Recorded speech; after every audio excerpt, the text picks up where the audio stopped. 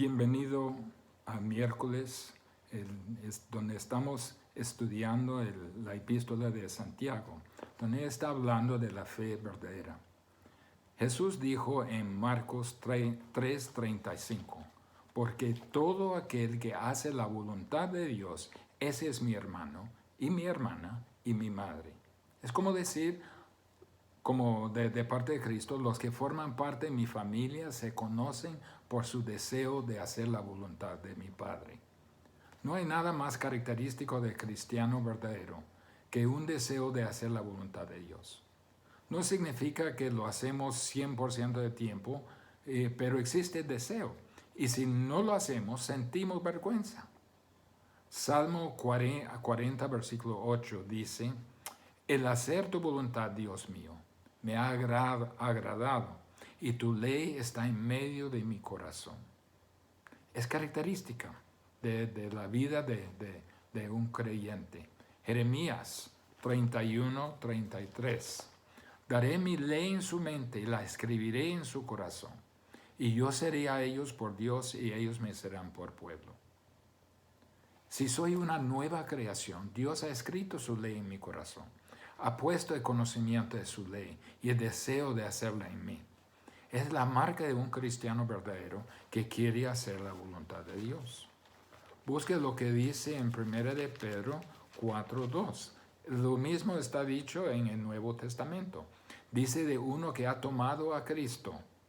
Mire lo que dice, versículo, para no vivir el tiempo que resta en la carne, conforme a la concupiscencia de los hombres, sino conforme a la voluntad de Dios. Otras páginas más, en 1 de Juan 2:17, dice, y el mundo pasa y sus deseos, pero el que hace la voluntad de Dios permanece para siempre. En otras palabras, los que tienen la vida eterna son los que hacen la voluntad de Dios. Los que somos salvos deseamos hacer la voluntad de Dios. Esa es una marca de la fe verdadera, la fe que salva. También en Juan 4, Jesús es nuestro ejemplo. Juan 4:34. Dice, Jesús le dijo, mi comida es que haga la voluntad del que me envió y que acabe su obra. También en el siguiente capítulo, Juan 5, versículo 30, la última parte dice, no busco mi voluntad, sino la voluntad del que me envió, la del Padre. Es característica de un niño, a un hijo de Dios, tener un deseo de hacer la voluntad del Padre. Aunque mi obediencia sea imperfecta, de todas formas, es característica de mi relación a Dios. ¿Tiene usted un fuerte deseo de hacer la voluntad de Dios? Hay otros que no. Por el otro lado, la indiferencia y constante desinterés a la voluntad de Dios es evidencia obvia del orgullo. Dice esa actitud, yo soy el rey de mi vida, yo hago las decisiones. Esa mentalidad es una barrera a la salvación, como hemos visto que Dios resiste a los soberbios la semana pasada. Si no hay ningún deseo de hacer la voluntad de Dios, eso es característica de un rebelde, de uno que no ha sido transformado, de uno que no ama a Dios. Para Santiago, en capítulo 4, versículos 13 a 17, vemos otra prueba de la fe verdadera. Tiene que ver con la voluntad de Dios. Es otro examen si tiene la fe viva o no. Es otra manera de ver si es verdaderamente un hijo de Dios. Santiago, en su epístola, está tratando del asunto de vida o muerte, de salvo o no salvo. Habla en términos de blanco y negro. Quiere mostrarnos de que no hay campo intermedio. No hay medio cristiano o medio no cristiano. ¿Usted es salvo o usted no es salvo? Es lo mismo al llegar a este pasaje que ilustra la prueba de hacer la voluntad de Dios. No obstante, no nos dice en términos didácticos, sino en forma de una ilustración práctica, una ilustración que vemos todos los días. Esta ilustración de Santiago se centra en la persona de un hombre de negocios que piensa que puede gobernar su vida. Nos da mucho discernimiento, mucho entendimiento en cuanto a cómo vemos nosotros la voluntad de Dios. Aquí Santiago presenta 4 posibles actitudes hacia la voluntad de Dios. Primero, la actitud de necedad. Veamos en versículos 13 y 14. La actitud de necedad que ignora la voluntad de Dios. Vamos ahora, los que decís, hoy y mañana iremos a tal ciudad, estaremos allá 1 año y traficaremos y ganaremos, cuando no sabéis lo que será mañana. Porque ¿qué es vuestra vida? Ciertamente es neblina que aparece por un poco de tiempo y luego se desvanece. Hay personas que de hecho ignoran la voluntad de Dios. Viven como si Dios no existiera. Simplemente no está en su agenda, ni piensa nada en él. Vemos a ese tipo de persona en el hombre de negocios que Santiago presenta aquí. Inicia con 2 palabras. Dice, vamos ahora. Es como decir, oigan, escuchen, pongan mucha atención. Santiago no quiere que pierda el punto, quiere que capten esto. Especialmente ustedes que constantemente dicen lo siguiente, constantemente razonan como va a presentar ahorita. Tengo algo importante que decirles. Estas personas a quien Santiago se dirige son como esta ilustración de un hombre de negocios. Tal vez no sea propiamente un hombre de negocio, pero tiene esa actitud de ignorar a Dios.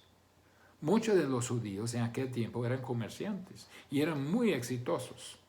Se ubicaron en lugares estratégicos donde cruzaban las rutas de comercio. Tienen todo su plan de operaciones. Todo para ellos era fríamente calculado. Su modelo de hacer negocios. Tiene que ser así y así será. Yo lo digo porque yo soy dueño. Hoy y mañana iremos a tal ciudad. Estaremos allá 1 año y traficaremos y ganaremos. Muy confiado, ¿no? Muy típico de los planes del hombre confiado en sí mismo. Mire su independencia. Escoge su propio tiempo, hoy y mañana. Puede ser cualquier día, pero dice que lo que va a ocurrir en este día o lo que dicen en el siguiente, como él lo dicta. También escoge su propia ubicación. Iremos a tal lugar, a tal ciudad. Escoge su propio plazo de negocio. Estaremos allá 1 año. Literalmente dice hacer 1 año allá. Escoge su propia operación y traficaremos. Y su propio objetivo y ganaremos. Haremos ganancia. Tengo una pregunta. Santiago, ¿qué hay de malo con ese tipo de planificación? ¿Es pecaminoso planificar? ¿Hay algo inmoral o falta de ética en decir, vamos allá y vamos a quedar tal tiempo y vamos a hacer esto y aquello y vamos a percibir una ganancia? Todo empresario que conozco lo haría. No hay nada malo ni nada que falta a la ética en hacerlo. No está violando ningún principio espiritual. Entonces Santiago, ¿por qué lo presenta a esta luz como si estaba haciendo algo malo? Pues lo malo no está en lo que se dice, sino en lo que no se dice. Pero en un sentido, lo que se dice revela mucho el problema, porque no hay ninguna mención de Dios. No contempla a Dios en sus planes. Planifica su vida como si Dios no existiera, aunque tal vez cree que sí existe. Pero no lo incluye en sus planes. De esa manera se exalta a sí mismo por encima de Dios mismo, como vimos la semana pasada. Sube al estrado y lo saca a Dios de su trono. El efecto es que la presunción de lo que va a pasar. Es muy presumido planificar como si fuera omnisciente, como si fuera omnipotente o invulnerable. Muchas personas son así. Tiene su vida en la iglesia, pero fuera de las 4 paredes de la iglesia, domina toda su vida sin ningún pensamiento para Dios. Vea lo que dice en versículo 14. cuando no sabéis lo que será mañana. Porque ¿qué es vuestra vida? Ciertamente neblina que se aparece por un poco de tiempo y luego se desvanece. Como Santiago dijera, hace todos estos planes como si fuera invencible, como si pudiera ver el futuro, presumiendo que todo esto va a acontecer sin ningún pensamiento de lo que quiere Dios. Mire la primera parte de este versículo. Cuando no sabéis lo que será mañana. No sabe lo que traerá mañana. Ignorar la voluntad de Dios se manifiesta un desastre porque usted, tal como yo, somos ignorantes. No sabemos nada sobre mañana. No sabemos nada del futuro. Ignora lo que es la voluntad de Dios.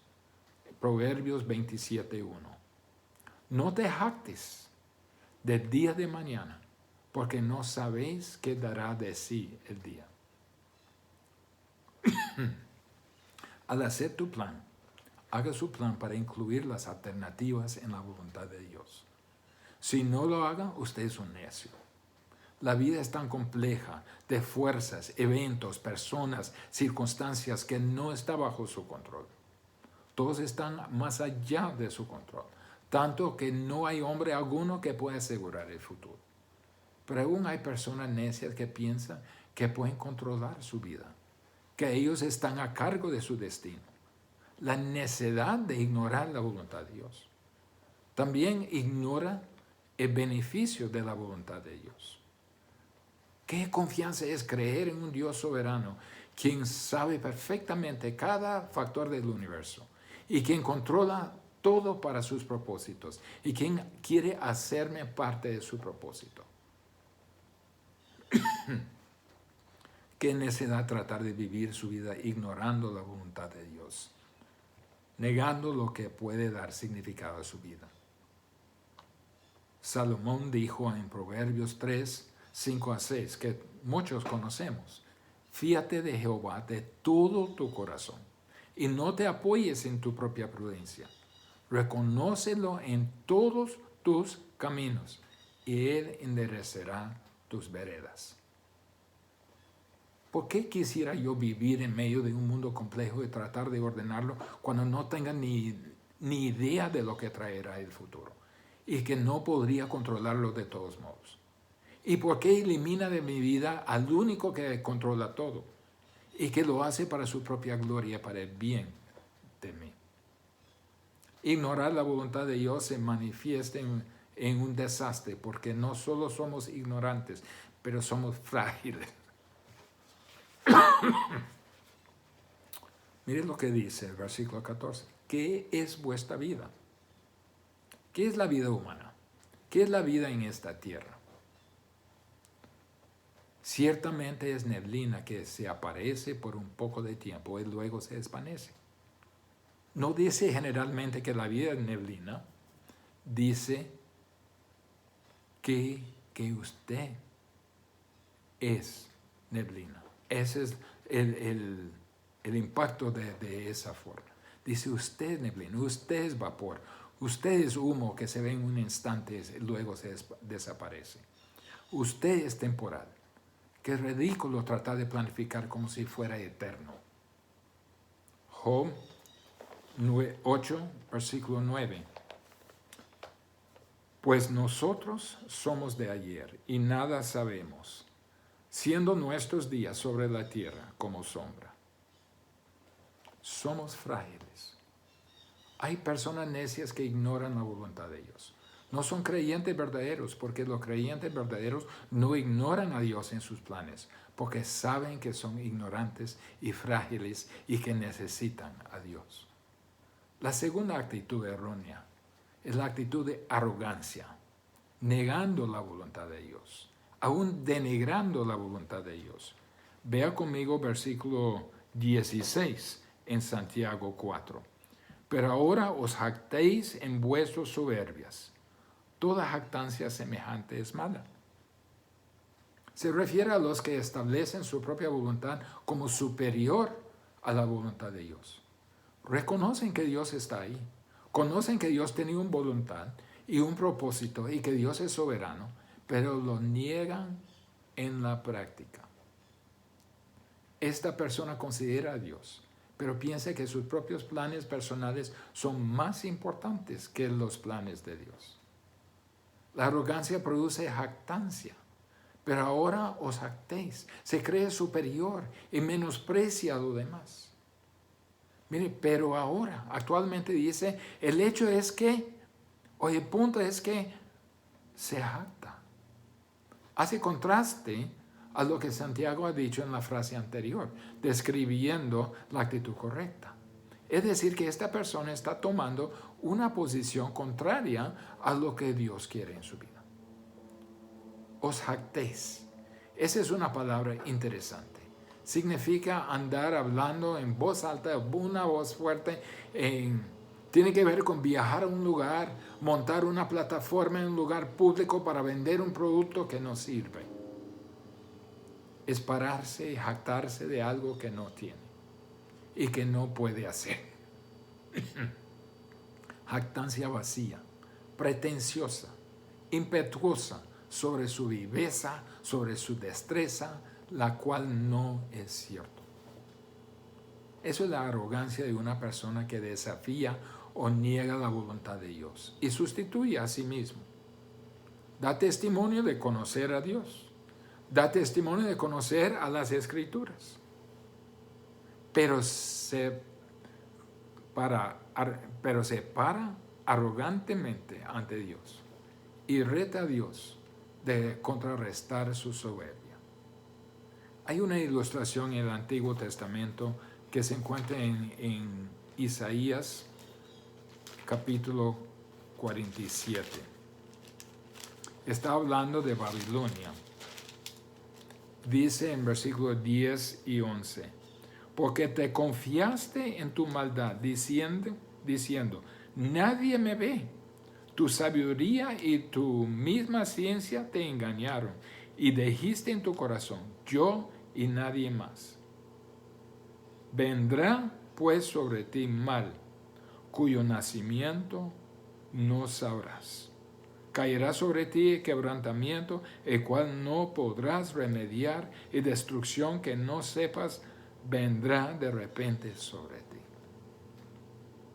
Me has dicho, Dios dice, nadie me ve, no hay Dios. ¿Dónde está Dios? Yo y nadie más. Es decir, usted ha dicho, confío en mi propia sabiduría, mi propio conocimiento. Esa es la actitud de arrogancia. Y hay personas que ponen su vida en movimiento y con sus planes desafían a la voluntad de Dios. En efecto, se ven a sí mismos como soberanos. Pero volvemos a Santiago 4, la última parte del versículo 14. Es lo que dice.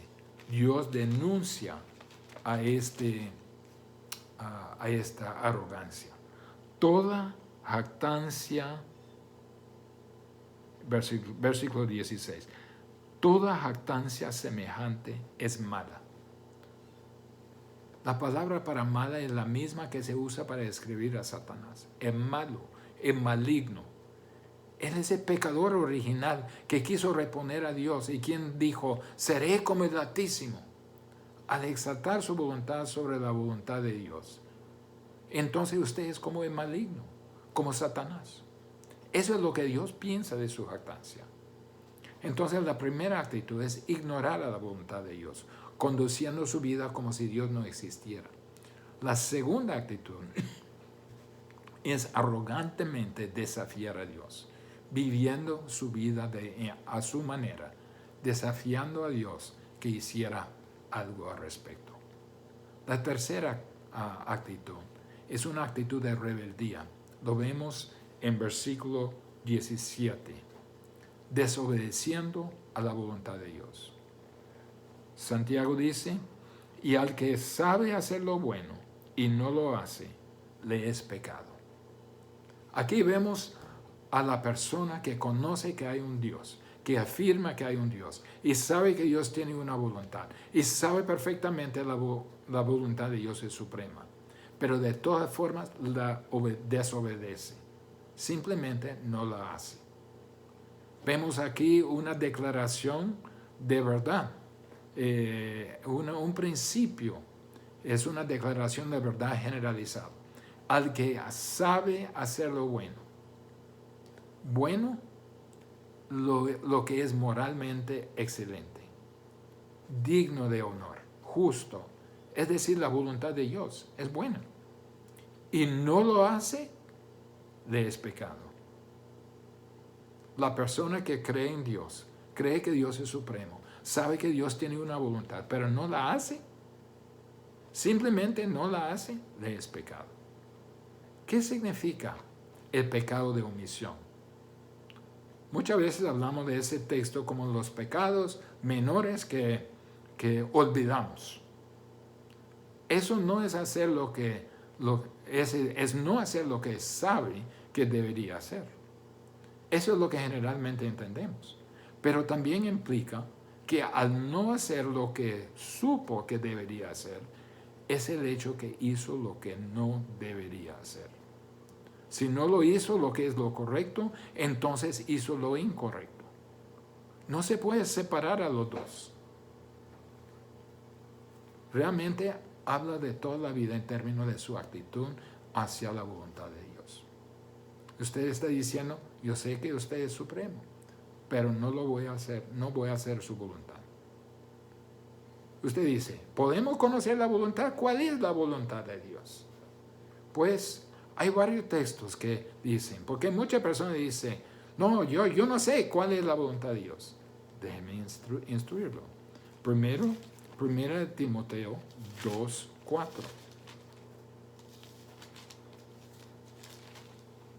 Dice, el cual quiere que todos los hombres sean salvos y vengan al conocimiento de la verdad. La voluntad de Dios es que los hombres sean salvos. Si no ha venido a Jesucristo para recibir la salvación de Él, usted no ha hecho la voluntad de Dios. Usted vive en oposición y rebeldía a la voluntad de Dios, porque su voluntad es que sea salvo. Efesios 5:17 dice, por tanto, no seas insensatos, sino entendidos de cuál sea la voluntad del Señor. Y versículo 18, no os embriaguéis con vino, en lo cual hay disolución, antes bien sed llenos del Espíritu. Es la voluntad de Dios que usted sea lleno del Espíritu, o en otras palabras, que sea controlado por el Espíritu. Si no está viviendo una vida controlada por el Espíritu, dirigido por el Espíritu, entonces usted no está haciendo la voluntad de Dios. Porque la voluntad de Dios es que usted sea controlado por el Espíritu. Primera Tesalonicenses 4:3.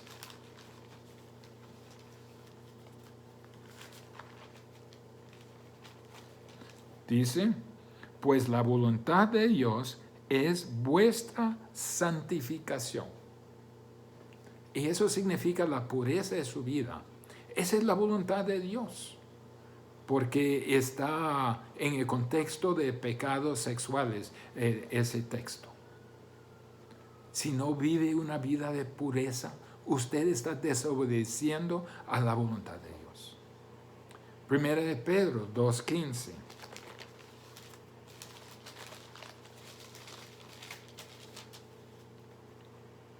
Dice, porque esta es la voluntad de Dios, que haciendo el bien, hagáis callar la ignorancia de los hombres insensatos. La sumisión es la voluntad de Dios. ¿Cómo lo hace? Mire el versículo 13. Por causa del Señor, someteos a toda institución humana, ya sea al rey como a superior, y a los gobernadores, como por él enviados para el castigo de malhechores y alabanza de los que hacen el bien. Por causa del Señor, someteos a toda institución humana. Sumisión a la ley del país. Sumisión a la autoridad sobre nosotros. Esta es la voluntad de Dios, para que sea un modelo de virtud, a pesar de la persecución que enfrenta. ¿Se ha sometido a las ordenanzas de los hombres por causa de testimonio a Cristo? Si no, usted está desobedeciendo la voluntad de Dios. Y 1 de Pedro 3:17. Porque mejor es que padezcáis haciendo el bien. Esta es la voluntad de Dios.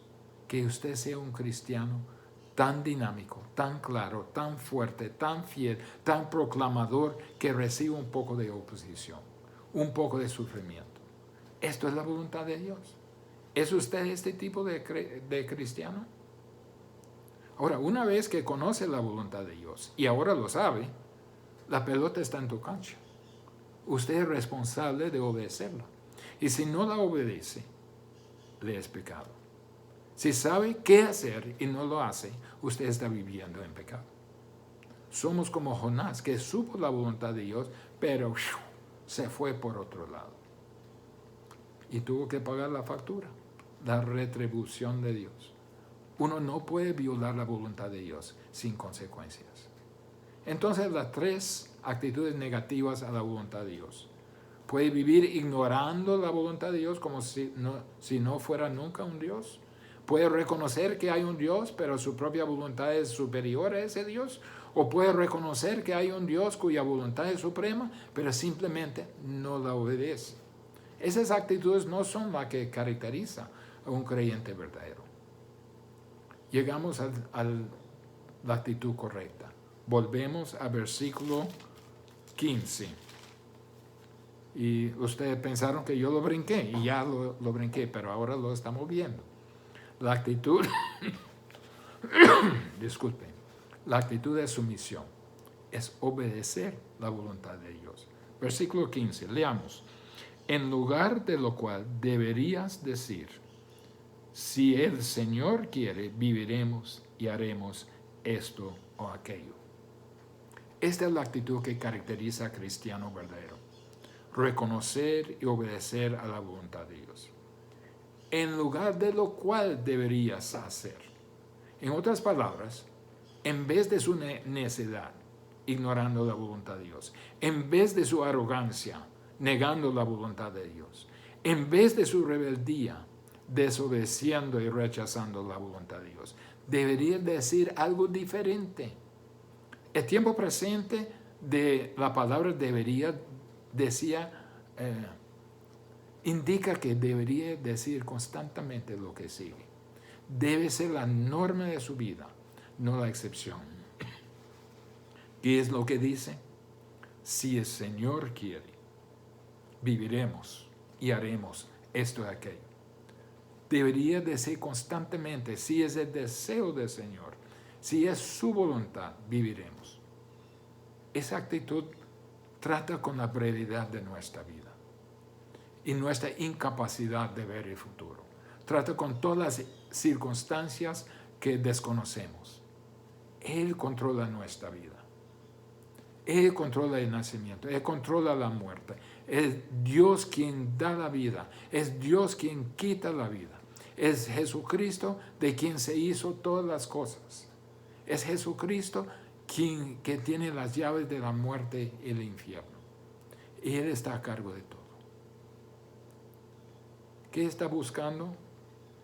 Otro versículo que conocemos muy bien, Colosenses 1:18, que la última parte dice, para que en todo tenga la preeminencia. En otras palabras, Dios es el centro de sus planes, es centro de su vida. El creyente verdadero determina su vida en un plan que tiene a Dios en el mero centro de ese plan. Si quiere vivir su vida de la manera que Dios quiere que la viva, busca consejo divino. Obedezca ese consejo que recibe. Sumisión a la autoridad divina, a la voluntad divina, es básico en la vida del creyente. Acepte el señorío de Cristo en toda su vida. Todo gira alrededor de Dios. Como Pablo dijo, para mí vivir es Cristo. Mire lo que pasa si no lo hace. Lo vemos en el Antiguo Testamento en Josué. Josué 9, 14.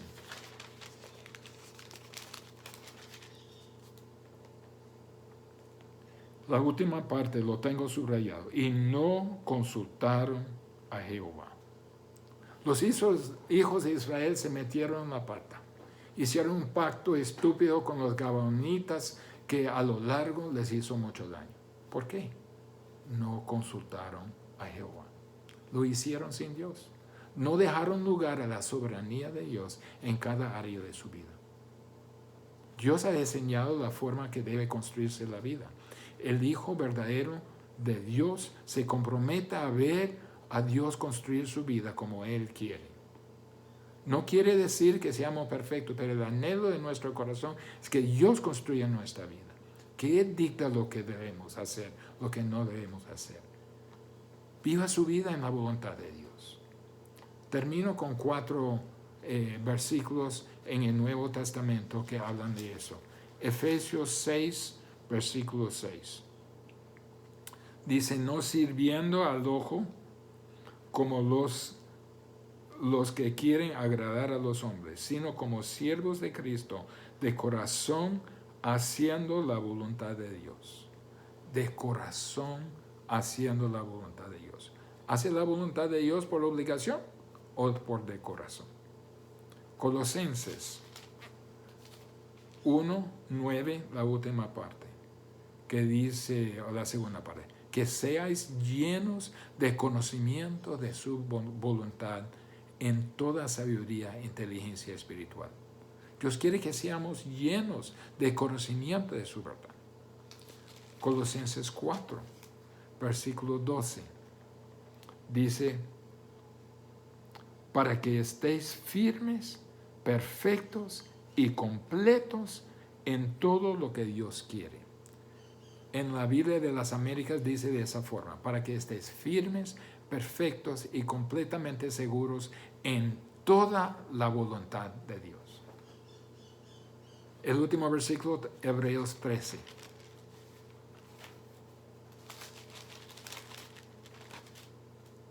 Versículo 20 y 21a.